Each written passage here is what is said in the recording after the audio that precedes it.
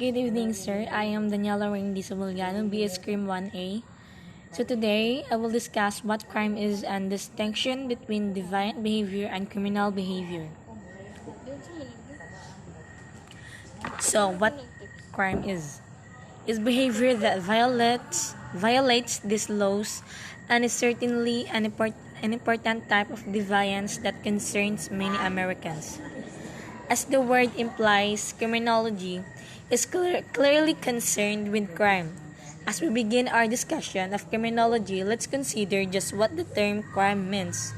Like anything else, crime can be defined several ways. For our purpose, crime is a human conduct that violates the criminal laws of a state, the federal government, or a local jurisdiction that has the power to make and enforce the laws. We prefer this definition because without allow defining a particular form of behavior, there is no crime no matter how deviant or socially repugnant the behavior in question may be.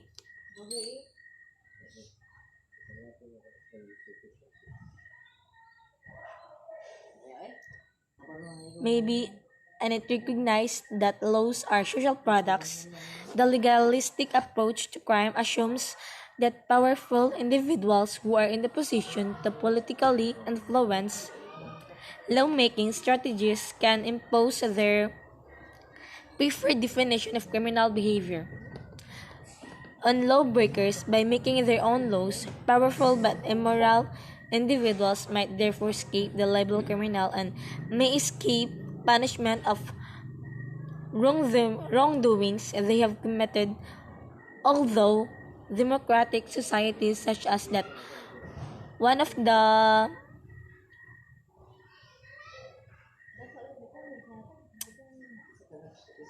United States seem immune from legislative process abuse.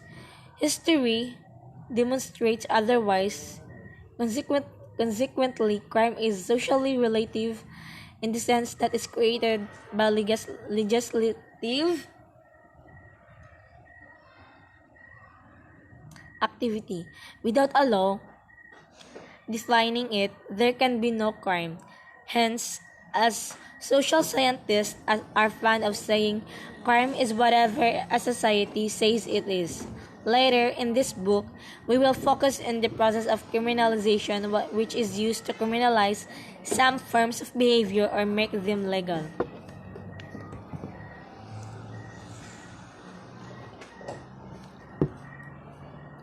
Next is deviant behavior.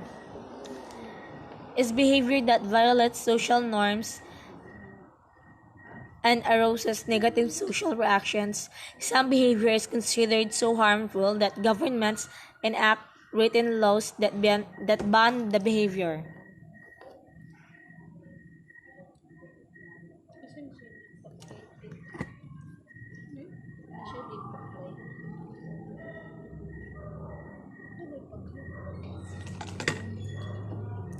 So, in the deviant behavior, in line with sociological thought, many crimes are seen as deviant or abnormal forms of behavior. The definition of deviant behavior that we will use in this book as follows. Deviant behavior is human activity that violates social norms. Some activities that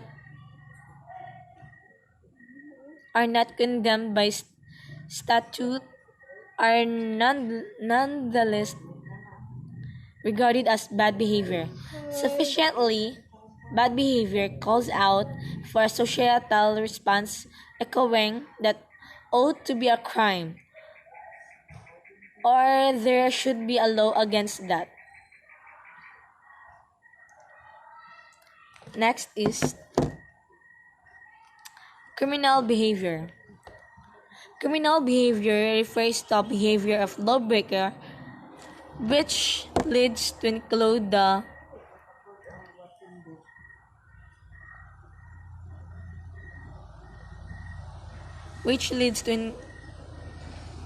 including the commission of an illicit act learn more in role of collective approach and offender rehabilitation, find more terms and definition using our dictionary search. So,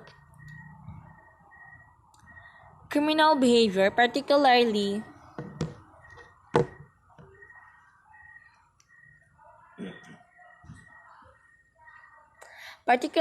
violent and antisocial behavior, is considered to be a major social problem with complex causes. It is known that a myriad of environmental, social, and psychological factors are associated with increased risk of conviction for this type of criminality. Interrelated factors include poverty, poor housing, high levels of social inequality in society, low educational attainment, poor diet, low self-esteem, and impulsivity. However, committing at least one criminal offense is almost normal for young males, with approximately one-third having a criminal conviction by age 30 in the United Kingdom. Report studies